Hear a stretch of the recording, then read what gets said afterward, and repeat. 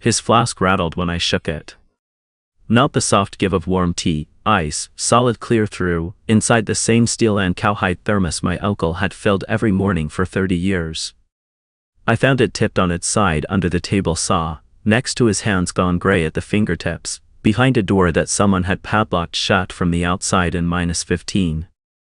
I'd pried that padlock off with a crowbar, and the hasp gave with a crack like a rifle shot, and there he was, Oren, sitting on frozen concrete between the table saw and a half-finished stool, wrapped in a moving blanket that wasn't his, holding the stool's leg like it was the only warm thing left in the world. He looked up at me and his eyes did that thing they'd started doing the last 2 years, that half-second lag before recognition, and for one heartbeat I watched my uncle try to remember who I was in his own shop. "Aldous," he said finally, and the relief in it nearly put me on my knees. I hadn't planned on coming home for another 11 days.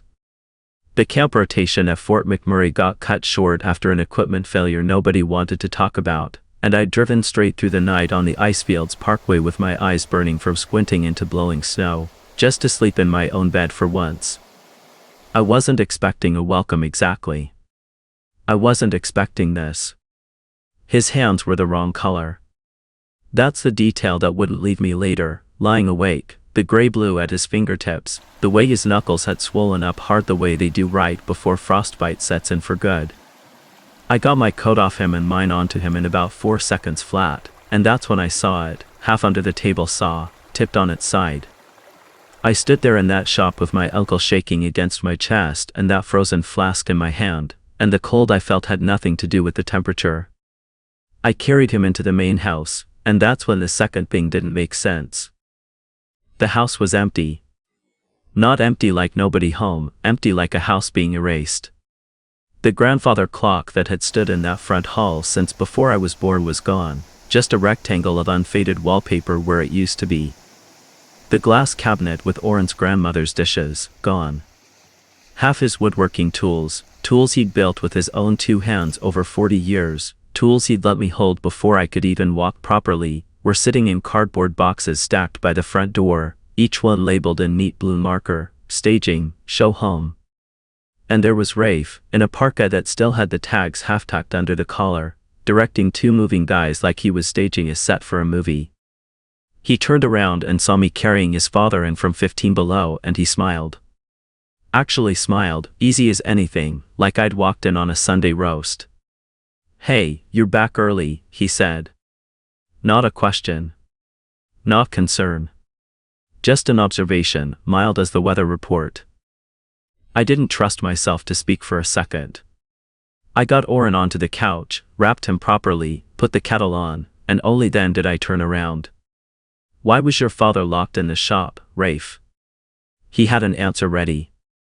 That's what got me first, not the answer itself, but how fast it came, how smooth, like he'd rehearsed it in the mirror. "He's been getting agitated, man. Wandering. I had to keep him somewhere he couldn't hurt himself, and there's a showing tomorrow, some people flying in from Toronto, serious buyers, and I can't have Dad tearing through the place mid-walkthrough talking about wood grain to strangers. So you put him in an unheated building in January. It's insulated enough. He had a blanket. He didn't have his phone. He didn't have his pills. Rafe, his hands are going gray." Something flickered behind his eyes then, gone almost before I caught it. "Look, I've got this handled. It's not like you're around to help most months anyway." That one landed exactly where he meant it to. I'd heard some version of that line my whole life, one way or another. "You're the nephew, this isn't really your house, your name isn't on anything." Warren raised me from the time I was 9, after my own father decided a family wasn't worth sticking around for, and Rafe never once let me forget that raising isn't the same as blood.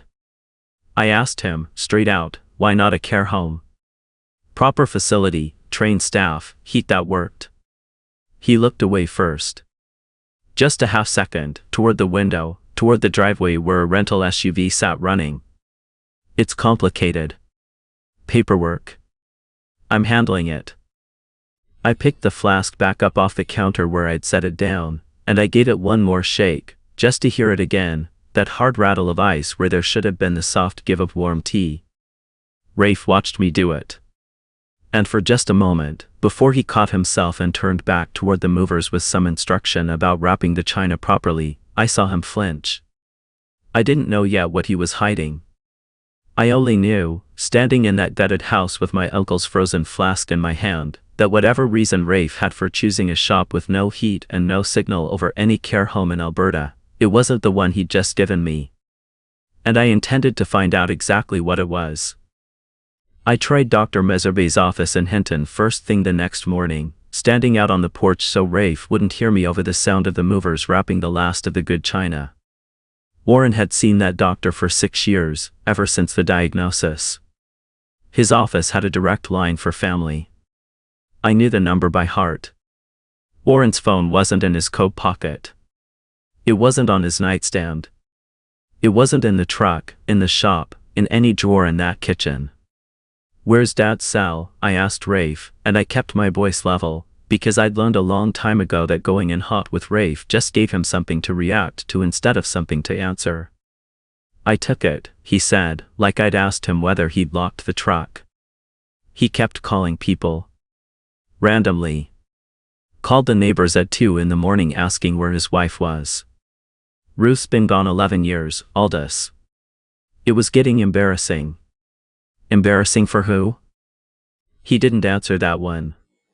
He just went back to taping the box shut, and I stood there feeling something small and cold settle into my chest, the same thing I'd felt holding that frozen flask. I found the pill organizer in a kitchen drawer 2 hours later, and half the compartments, Tuesday, Wednesday, Thursday, were still full. Full, when they should have been empty a week ago. I held that little plastic case in my palm and I thought about every stretch of ice road I'd ever driven where you learn real fast that skipping your safety checks doesn't feel like danger while you're doing it. It just feels like nothing. Right up until it isn't. Rafe. His meds. He's missed 4 days. He's been agitated on them lately, so I cut back. I looked it up. Some of that stuff can make dementia worse, actually, did you know that? I'm not an idiot, I did the research. I wanted, very badly, to grab him by the collar of that parka with the tag still on it and shake him until something honest fell out. Instead I stood in my uncle's kitchen with my hands flat on the counter, because that's what I do now, that's the habit 20 years of being the one who has to stay calm has built into me, and I said, "You cut his medication yourself." Without calling Meserve. "I'm his son. I'm his medical power of attorney, Rafe. Not you. Me. Warren set that up 4 years ago, and you know it, because you were there when he signed it." That landed somewhere. I watched it land, the flicker of something behind his eyes, gone fast, replaced by a kind of tired patience like he was dealing with a difficult client instead of his own blood. "Look," he said, and his voice dropped into something almost gentle, almost persuasive, the real estate voice, the one he probably used on nervous first-time buyers. "I know this looks bad. I know it does. But you've been gone 6 weeks at a time up at Fort Mac. You don't see what it's like here every single day." He falls. He forgets the stove's on. Somebody has to make the hard calls, and it can't always be the guy who blows through twice a year. It should not have worked on me. I knew exactly what he was doing. I'd watched him do it since we were kids, turning every argument sideways until somehow I was the one apologizing. But there was a thread of truth wound through it too, and that's the worst kind of lie, the kind with a true thing at the center of it, because I really hadn't been here. I really had missed things. And for one terrible second standing in that kitchen, I doubted myself instead of him. Then I thought about the ice in that flask, and the doubt went away. "Take him to a home, then," I said. "A real one. Trained staff, heat, people who know how to manage a man in his condition. If it's too much for you, that's not a failure, Rafe, that's just true. I'll help pay for it." And there it was, the flinch again, quick as a blink, gone before most people would have caught it. But I'd grown up reading that face across a dozen Christmas dinners where he smiled at the table and said something quiet and cutting once the room got loud enough to cover it. I knew that flinch. "It's not that simple," he said. Why not? Paperwork. Wait lists. There isn't a bed at Pine Ridge for 8 months, I already checked. There's Willowbrook out past Edson. There's the place in Jasper that took the Hendersons' mother last spring. Rafe. Why not any home? Why the shop? He picked up a roll of packing tape like it had suddenly become urgent, and he wouldn't look at me. I've got it handled. I let it go that day, because Orrin needed me more than that argument did. I got him settled in his old room with the space heater running and 3 quilts, and I sat with him until he fell asleep, still holding my hand, calling me by my name only every 3rd or 4th time, the rest of the time just looking at me like he was trying to place a photograph from a long time ago. That's the part one haven't been able to shake, honestly, sitting in the dark next to the man who taught me how to plane a board straight and set a dovetail joint before I was even in high school, and watching him search his own memory for who I was. 2 days later, the pressure came from a direction I wasn't expecting. My Aunt Ruth's sister, Orrin's sister-in-law, June, 73 years old and still sharp as a tack, called me from Red Deer, and her voice had that particular tightness people get when they've already rehearsed what they're about to say. Rafe called me, she said. Told me you're causing problems. Told me you're trying to have him committed against his will, some kind of, I don't know, some kind of power grab because you think you deserve a piece of the land. I sat down hard on the porch step. He said, what? Aldous, honey, I've known you since you were 9 years old. I don't believe it for 1 second. But he had me halfway there for about 10 minutes, I'll admit that. He's very smooth. That's what I understood the shape of it. Rafe wasn't just managing his father.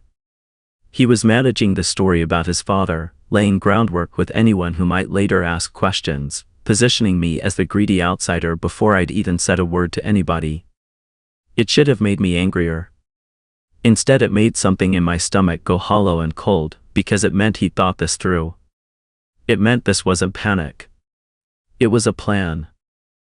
I went back to the property that evening to find him in Orrin's study, what was left of it, half the shelves already stripped bare, with a laptop open and a stranger's voice on speakerphone, some lawyer out of Edmonton I'd never heard him mention before, talking through language about diminished capacity assessments and financial power of attorney in a bored, efficient tone like he was reading a grocery list. Rafe saw me in the doorway and didn't even flinch that time. He just held up one finger, mouth 1 second, like I was a client who'd walked in without an appointment. I stood there and listened to enough of it to understand that whatever this was, it had a shape and a timeline, and none of it had my name anywhere in it. When he hung up, I didn't yell. I want people to know that, because I could have. I said, quiet, you're trying to get guardianship. I'm trying to protect the estate, he said. Someone has to make decisions before he loses the capacity to make any himself. That's just responsible. Responsible people don't lock their father in an unheated shop with no phone and no meds while they line up a lawyer to sign the farm over to themselves. For the first time since I'd walked in the door 2 days ago, something cracked in his composure. He stood up fast enough that his chair scraped hard against the floor. It's my inheritance, Aldous. Mine. He's my father. Not yours. You're the nephew he took in because your own dad couldn't be bothered. I loved you like a brother growing up, I mean that, but this land, this house, none of it is yours to have opinions about. I've got a business collapsing in Edmonton. 2 condo projects underwater. I need this liquidated fast, and if that means Dad has a rough couple weeks in the shop while I sort the paperwork, that's a couple weeks. It's temporary. There it was. Not shame. Not even real anger. Just the flat, unhurried certainty of a man explaining why the rules didn't apply to him this time, delivered in the same tone he probably used to explain financing terms to a client. I'd known plenty of hard men on the rigs, men who'd cut corners and gotten someone hurt and never once lost a night's sleep over it. Rafe had that same particular stillness. The stillness of somebody who's already decided he's not the villain in his own story. He doesn't recognize me half the time anymore, I said. Do you understand that? Do you understand what you're doing to him? He's got dementia, Aldous. He was going to forget things regardless. Not this fast. Not like this. He didn't answer that.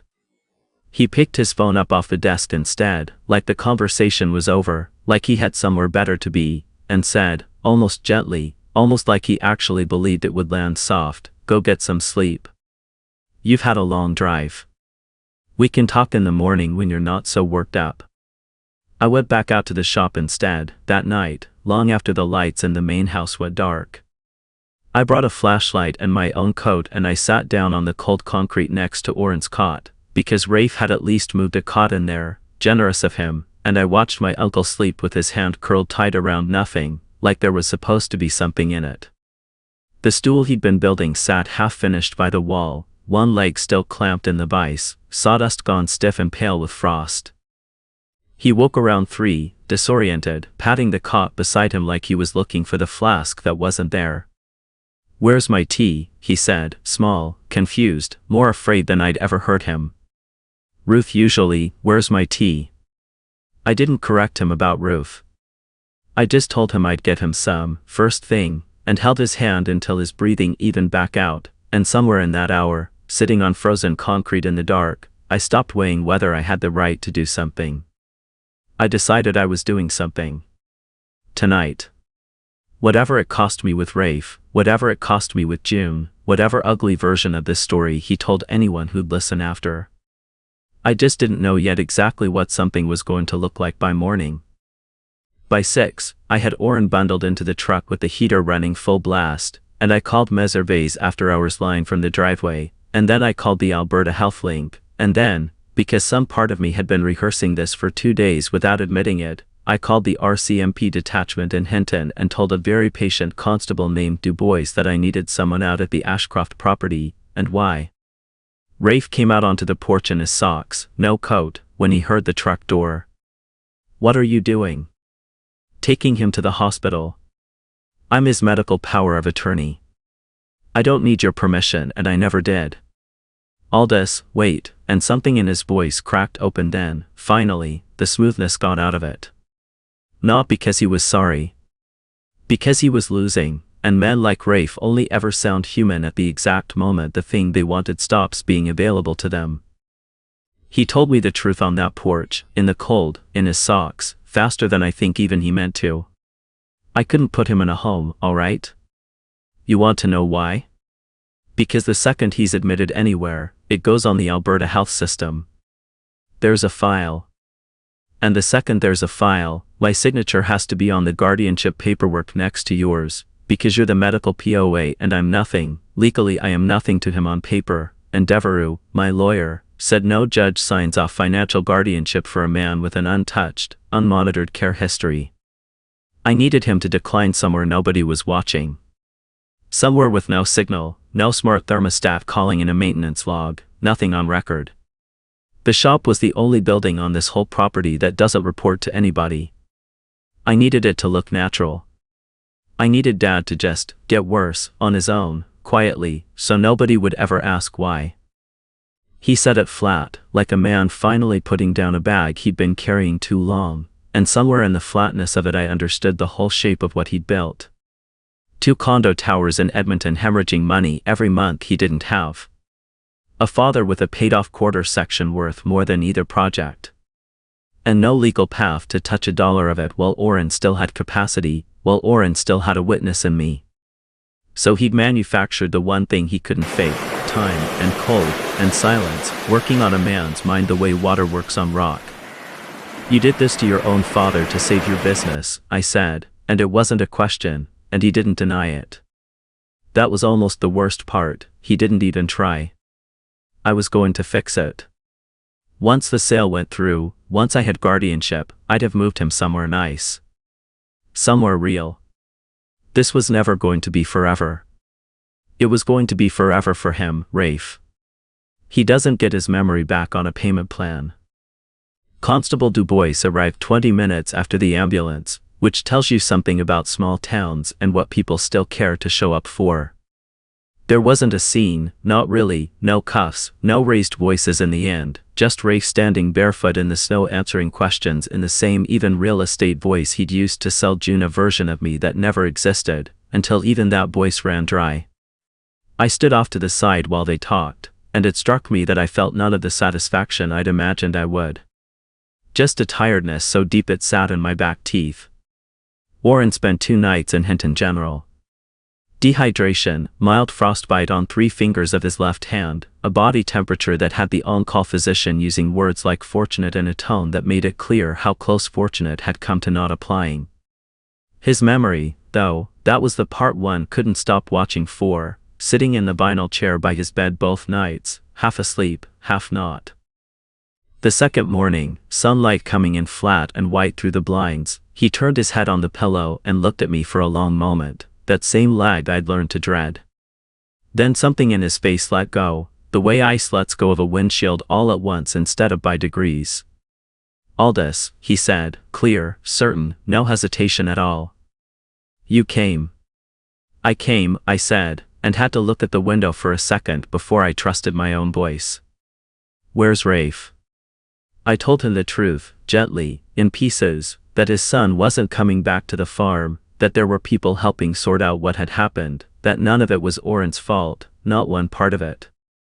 He took it the way he took most hard news his whole life, quiet, working his jaw, looking down at his bandaged hand like he was reading something written on it. "I used to think," he said finally, "that boy just needed more time to grow into himself. Guess I ran out of time to find out if he ever would." I didn't argue with him and I didn't agree either. Some things a father has to sit within his own time, and it isn't a nephew's place to hand him the verdict, only the truth. Rafe didn't go to prison.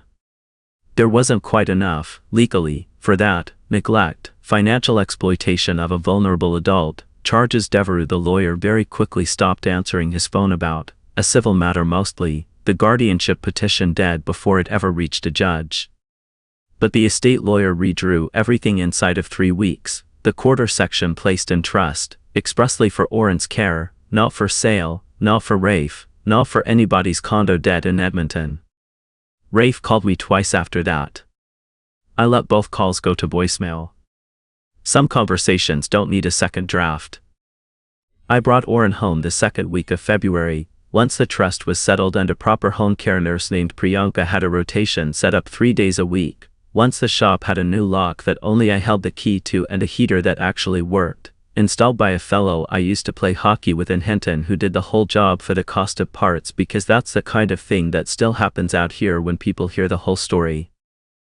The flask was sitting on the kitchen windowsill where I'd left it the night I found it, still empty, the ice long since melted out and evaporated, just an ordinary steel shell with the cowhide gone a little stiff from the cold it had sat through. I filled the kettle and made the same cedar and cinnamon tea Oren had been steeping every winter morning of my whole childhood, and I carried the flask into him where he sat by the window in his good chair, wrapped in the quilt June had brought over, watching snow come down soft and steady over the Alberta foothills. His hand still shook some, the frostbite fingers slower to warm than the rest, and I wrapped both of mine around his to steady the flask while he got the first proper sip since I'd found him on that shop floor. He closed his eyes at the taste of it, the way he used to when I was 9 years old, and he'd let me have the last swallow after a morning of splitting wood together, and he didn't say anything for a long moment. Then he opened his eyes, looked down at the flask warm in his own 2 hands again, and said, "There it is." I didn't ask him to explain what he meant. I already knew. I still drive past that shop most mornings now, on my way to check the fence line before the frost really sets in, and I've stopped seeing it the way I did that first night, the padlock, the crowbar, the door swinging in on all that cold. What I see instead is Oren at 79, propped up in the doorway some afternoons with his good hand, watching me split kindling the way he used to watch me when I was 9 and couldn't get the axe to bite straight. He doesn't always remember what happened out there. Some days he asks me, mild as anything, why there's a brand new lock on his own shop door, and I tell him it stuck in the cold last winter, which isn't exactly a lie, and he nods and lets it go, because some doors don't need reopening twice. The flask lives on the windowsill above the kitchen sink now, not tucked away in a cupboard, not packed in a moving box labeled for some stranger's viewing. Every morning I fill the kettle before I even get his pills sorted, cedar and cinnamon, the way Ruth used to make it, the way he showed me before I could see over the counter. Some mornings his hands are steady enough to hold it himself. Some mornings they're not, and I wrap mine around his until the shaking settles, and neither of us says much about it either way. We don't have to. There's a version of this family that could have ended with that flask still lying on frozen concrete, ice-packed solid where warm tea used to be, and instead it sits where the light comes in first, catching the worn cowhide every morning at 7. I heard through June, last month, that Rafe sold the last of his stake in those Edmonton condos for pennies on the dollar and taken some job leasing commercial units out past St. Albert. I don't wish him worse than that. I don't wish him better, either. He built the kind of trouble a man builds all by himself, one convenient decision at a time, and now he gets to live inside it the same way Oren once lived inside that cold shop, alone with it, in the quiet, with nobody left to blame for the temperature. Oren still forgets my name some evenings, still looks at me across the dinner table with that half-second lag, searching. But every single time, before he finds my name, his hand finds the flask, wraps both palms around the warm steel, and something in his shoulders comes down half an inch, and he takes a sip the way he always has, eyes closed, jaw loose, the same face he made when I was 9 and he'd let me have the last swallow after splitting wood together. Every morning since, the flask is full before the pills are sorted. Cedar and cinnamon, warm steel, the cowhide soft again where the cold once stiffened it.